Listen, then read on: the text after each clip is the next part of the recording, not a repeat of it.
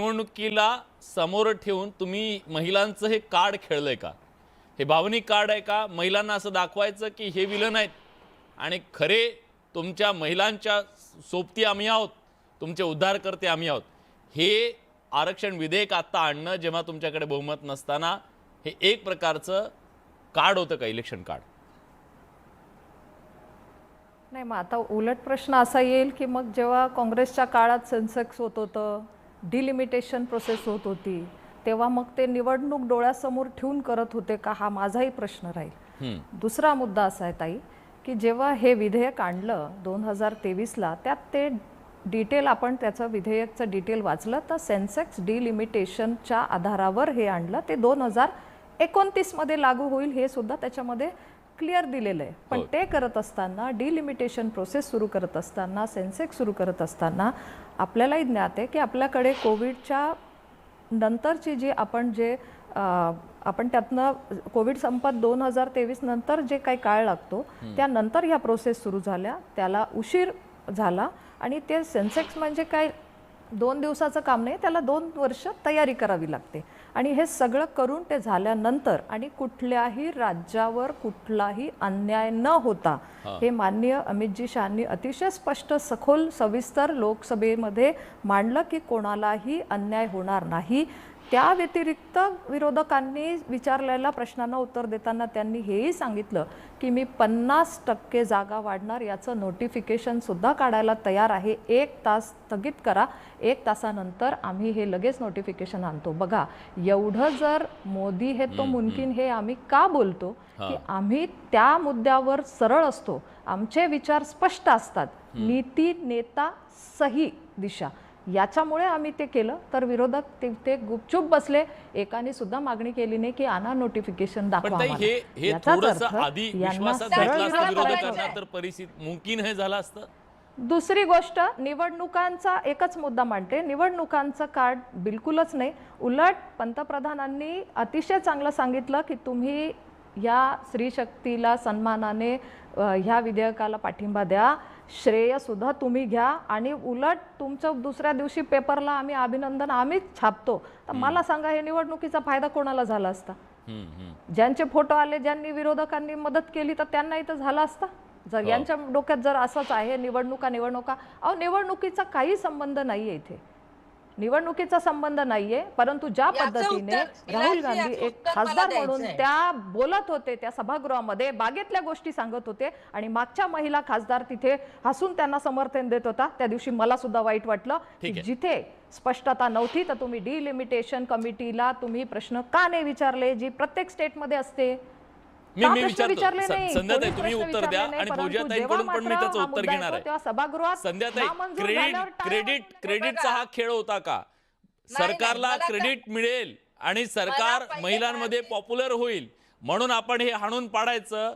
जर तुम्हाला त्यांनी सांगितलं की 1 तासाच्या आत आम्ही 50-50 करू, म्हणजे 50% सगळीकडे वाढतील, असमतोल राहणार नाही, अशा परिस्थितीमध्ये तुम्ही ओळखलं का सरकार कोंडीत अडकलंय आणि आपण हे पाडू शकतो? विलासजी, मला हसायला येतं. भारतीताई, चला मी सांगते तुम्हाला, जे अमित शहाजींनी सांगितलं 50% काय भाजीपाला आहे का? म्हणजे तुम्ही केव्हाही जायचं बाजारात आणि घेऊन यायचं. 50% चला याचं नोटिफिकेशन ते पार्लमेंट आहे. कृपया चांगले शब्द वापरा. पार्लमेंट मध्ये तुम्ही वापरला शब्द नीट वापरा. अजूनही सांगते, राहुल गांधीजींच्या भाषेत बोलू नका, भाजीपाला शब्द वापरू नका. पार्लमेंट मध्ये काही नियम असतात बोलण्याचे. कृपया मी माझ्याकडे मी पुरावे देऊ शकते, आहेत ते जबाबदारीने बोलले. पुरावे देऊ शकते. जर 50%चं जर त्यांच्याकडे कॉपी असेल, भाजीपाला म्हणणारी मानसिकता आहे. बघा, मी तुमच्याकडे तो पुरावा देते की कॉपी देते की 50% होतं का? म्हणजे केव्हाही तुम्ही म्हटलं आणि 50% होईल का? तुम्ही त्या दिवशी लोकसभेमध्ये का नाही बोलले? का तुमच्या नेत्यांना, राहुल गांधींना का विनंती नाही केली की हो राहुल गांधींना विनंती करायची गरज का तुम्ही सगळ्यांनी सांगितलं नाही? ठीक आहे, मी फौजियाताईंना पण विचारतो याच्याबद्दल. मला त्या सभागृहात राहिलेले आहेत. फौजियाताई, अशा प्रकारे 1 तासामध्ये जर समजा त्यांनी सांगितलं असतं की 50% सगळ्यांना, मग उत्तर प्रदेश असेल की तामिळनाडू असेल, अन्याय कुणावरती नाहीये, अशा परिस्थितीमध्ये तो समतोल साधला गेला नसता का? आणि तो समतोल साधून विरोधक सुद्धा त्याचे क्रेडिट त्यांना पण मिळालं असतं ना? नाही, हे प्रश्न ते नाहीये. हा याच्यात प्रश्न कसा आहे, हे जे जनगणना होती आणि परिसीमन होते जे कंडिशन्स, त्याच्यात जनगणनाचा कंडिशन काढण्यात आला. कशाला काढण्यात आला? कारण ते जातीय निहाय जनगणना करण्याचा विषय होता बर आणि त्या 2 स्टेट्समध्ये ते झालं. ते पण संपलं 6 महिन्याच्या आत. त्याला वेळ लागणार नाहीये. जातीय निहाय जनगणना करून मग परिसीमन केलं पण असतं त्याचा काय तर फरक पडेल? कुणावर ताई अन्याय प्लीज जरा झाला नसता. समजून सांगा प्रेक्षकांना, जातनिहाय जनगणना केल्याच्या नंतरचा ह्याच्यावर काय परिणाम होईल? कारण जातनिहाय जनगणना ही ओबीसींची होणार आहे. ओबीसींना तर लोकसभेत आणि आपल्या विधानसभेमध्ये कुठलंही आरक्षण लागू नाहीये. मग नाही, त्याचा पण काय? आमचा मत असा होता की हा जेव्हा चर्चा होईल त्यावेळी ओबीसीला पण त्याच्यात आरक्षण मिळाला पाहिजे. त्याच्यामध्ये राज्यसभे आणि लेजिस्लेटिव्ह काउन्सिल्स मध्ये पण मिळाला पाहिजे, ही आमची मागणी होती. आम्ही पार्लिमेंटमध्ये मागितली. तर चर्चा झाली असती महिला आरक्षण बिलावर, हा डिलिमिटेशन बिलावर नाही, आरक्षण बिलावर जर चर्चा झाली असती तर ते मांडलं असतं आम्ही. हे तर चर्चा होती डिलिमिटेशन बिलावर आणि महिला आरक्षणच्या तुम्ही त्याच्यात टाकला. महिला आरक्षण आमच्यासाठी अमृत आहे. अमृत आहे देशाच्या महिलांसाठी.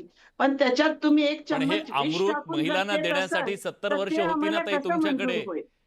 तुमच्याकडे 70 वर्ष होती. हे अमृत तुम्ही का लपवून ठेवलं? असं समुद्रमंथनातून मिळालेलं ते महिलांना द्यायला हवं होतं ना तुम्ही. बरोबर द्यायला हवं होतं, पण त्यावेळी जर झालं नसेल तर आज तर इतकी मोठी सरकार, इतका म्हणजे त्यांच्या हे आहे की मोदी है तो मुमकिन है, तर आज त्यांनी दिलं पाहिजे ना. आणि स्पष्टपणे स्वच्छपणे दिली पाहिजे. कशाला हे अट टाकत आहे त्याच्यामध्ये? हा ही आमची मागणी आहे. 50% अट टाकू नका, स्वच्छ आरक्षण द्या. महिला आरक्षण बिल मध्ये अमेंडमेंट आणायचं आहे तर ते बिल आणा. महिला आरक्षणाचा अमेंडमेंट करा.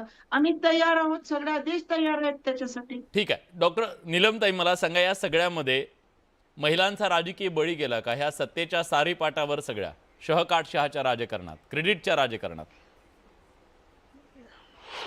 मुळामध्ये काय आहे की स्त्रियांची जागृती वाढते आणि त्या जागृतीच्यामुळे महिलांचा बघा स्थानिक स्वराज्य संस्थांमध्ये सुद्धा अधिकाधिक सक्षम सहभाग होतोय. म्हणजे मला आठवते की 1995ला ज्या शिकलेल्या महिला आल्या होत्या तेव्हाही महिला जागृत असणाऱ्याच आल्या होत्या निवडून. पण आता हळूहळू शिक्षणाचं अधिक प्रमाण असलेल्या महिला जिल्हा परिषदांमध्ये, महानगरपालिकांमध्ये, परत आता सोशल मीडिया, डिजिटलायझेशन याच्यामुळे स्त्रियांच्यापर्यंत माहिती फार वेगाने पोचते. एक दुसरं, आता स्त्रिया स्वस्थ बसणार नाहीयेत, कोणीही आता थांबणार नाहीये. प्रत्येक पक्षाकडून त्यांची अपेक्षा आहे. पण त्याचबरोबर यामधून काही मध्यम मार्ग निघून उद्या विरोधी पक्षांनी काही स्वतः दाखवलं तर गोष्ट वेगळी. पण त्यांची आजही इच्छा मला हेच दिसते की आता संध्याताईंनी बघा सुद्धा भाजीपाला या शब्दावरून जे काही त्यांनी वाद झाला त्यांचा भारती पवारांशी, मला तर असं वाटतं की त्यांना असं सांगितलेलं असावं पक्षांनी त्यांच्या की नीलमताई वगैरे आहेत तर खूप आक्रमकपणे बोला, म्हणून मग काहीतरी वाद करायचा म्हणून करतात. अहो, त्यांनी जे उत्तर किती गांभीर्याने अमित शहानी भाषण केलं, त्याच्यामध्ये त्यांनी जनगणनेचे हेतू सांगितले, आकडेवारी सांगितली. अशा वेळेला त्यांच्या भाषणाला बरं भाजीपाल्याला कमी का लेखता तुम्ही? भाजीपाला रोज प्रत्येक जणाला उपयुक्त गोष्ट आहे. भाजीला जास्त भाव मिळावा म्हणून आपण प्रयत्न करतो. त्यामुळे भाजीपाल्याबद्दल असं अपमानकारक तुम्ही भाजीपाल्याबद्दल बोलू नका.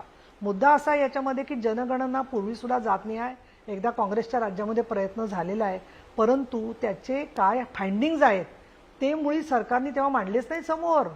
त्याच्यामुळे विलास हे जातीय जनगणनेचं जे खऱ्या अर्थाने स्वीकारणं आणि तसा निर्णय घेणं, तसं विधेयक आणणं, हे फक्त एनडीए सरकारने गेल्या अधिवेशनात केलेलं आहे. एक मुद्दा.